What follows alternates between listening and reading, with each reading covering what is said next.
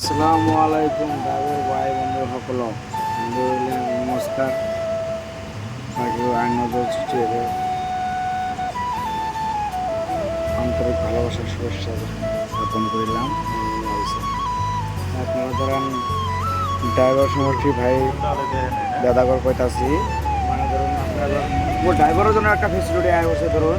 ধরুন আপনার এই যে উড়িষ্যার মধ্যে ধরেন এদিকে বেঙ্গল জন্য আপনার পুরোপুরি যদি যান